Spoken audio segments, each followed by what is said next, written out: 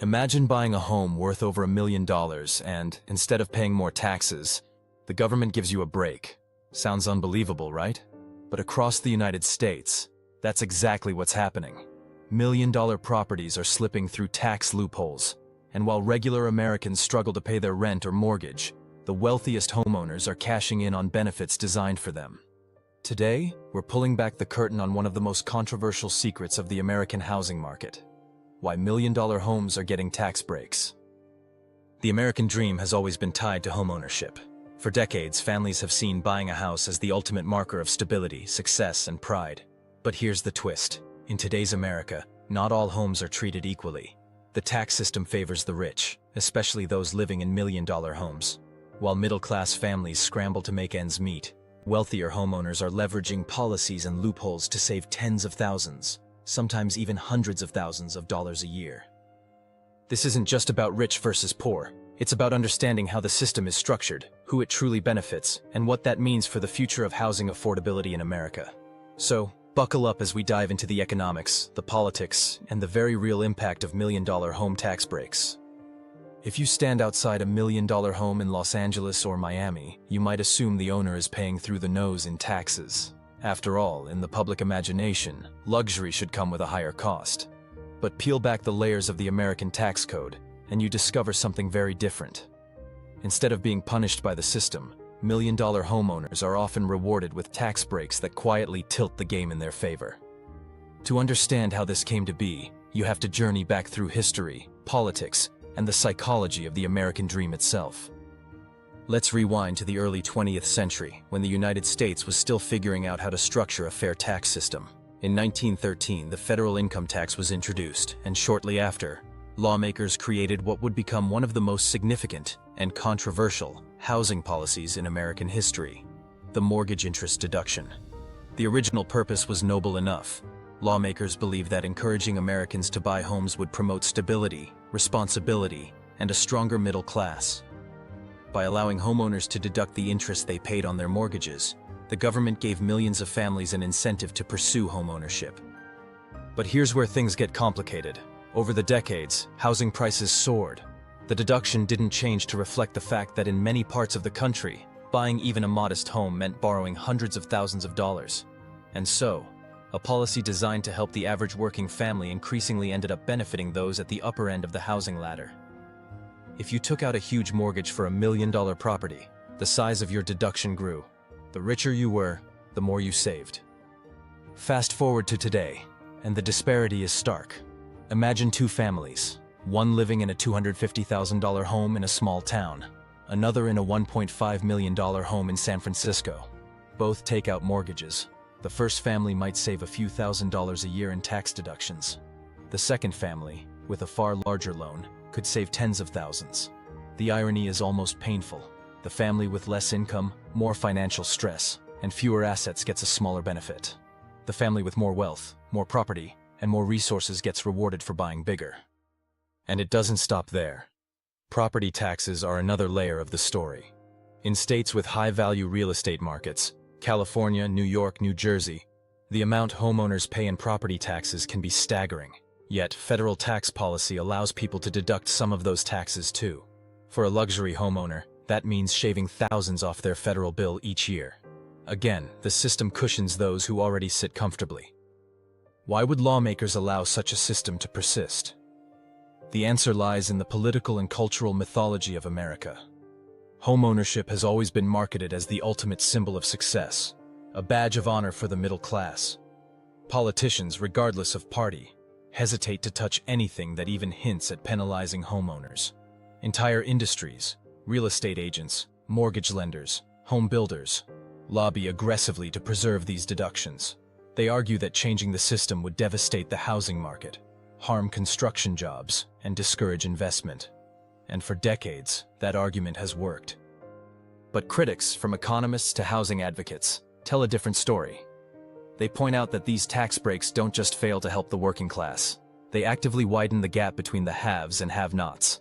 For every dollar in deductions a wealthy homeowner claims, that's one less dollar going into public revenue that could fund schools, infrastructure, or affordable housing programs.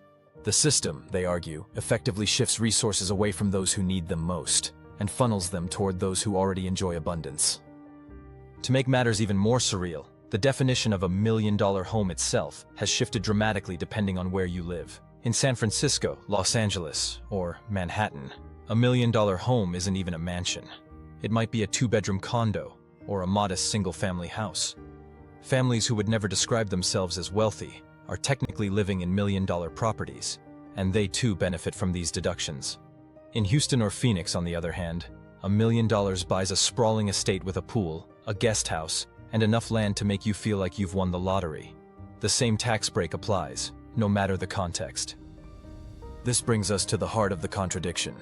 The policy isn't just rewarding the rich, it's rewarding those who happen to live in expensive markets, regardless of their income.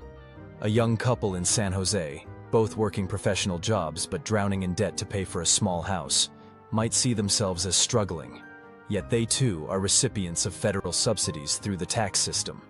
Meanwhile, a middle-class family in the Midwest, whose $200,000 home doesn't generate the same deductions, sees far less benefit. Geography, in other words, determines who gets the bigger slice of the pie. In 2017, there was an attempt to address this imbalance. The Tax Cuts and Jobs Act capped the mortgage interest deduction at $750,000, down from $1 million. It also limited the deduction for state and local taxes, SALT, to $10,000, which was particularly painful for high-tax, high-property value states like New York and California. On paper, this seemed like a way to level the playing field. But in practice, it didn't eliminate the core problem. Million-dollar homeowners still receive far greater benefits than average Americans, just slightly less than before. The reform sparked outrage in wealthy coastal cities, but barely registered in states where homes are far cheaper. Once again, the divide in perception mirrored the divide in reality. So what's the consequence of all this?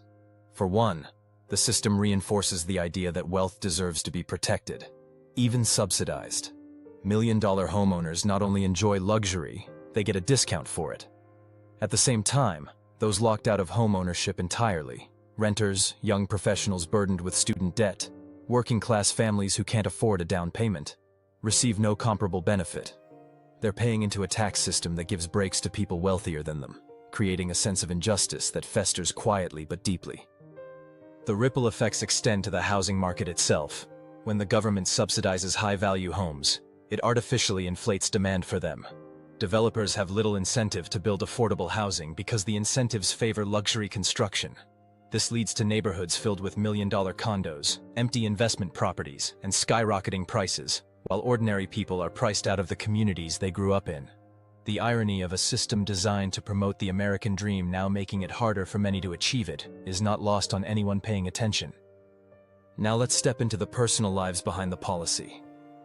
Picture a family in Beverly Hills buying a $2 million home.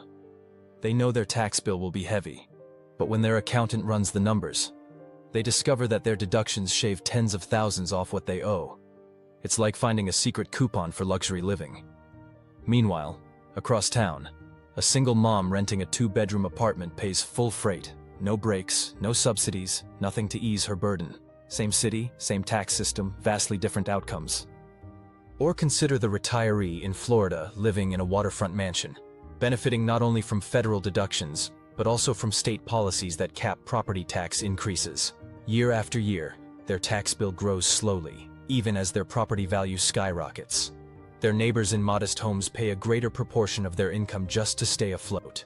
The inequity is baked into the system, invisible to those who benefit, painfully obvious to those who don't. In recent years, there's been talk of reform.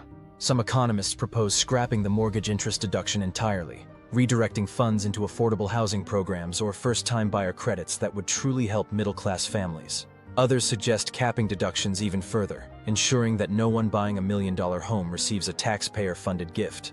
But these ideas face fierce resistance, not just from the wealthy, but from anyone who fears losing a benefit they've come to rely on. After all, no politician wants to be accused of raising taxes on homeowners. It's political suicide in a country where homeownership is sacred. The debate is far from over. With housing prices continuing to climb and inequality widening, the question of who benefits from tax policy will only become more pressing. And here's the uncomfortable truth. As long as the system remains as it is, million-dollar homes will keep receiving breaks that ordinary Americans can only dream of. It forces us to confront a larger moral dilemma. Should tax policy exist to reward wealth or to level the playing field? Should the government subsidize million-dollar lifestyles or invest in affordable housing that benefits the many instead of the few? These aren't just abstract questions. They shape the lives of millions, determining who gets to own a piece of the American dream and who gets left behind.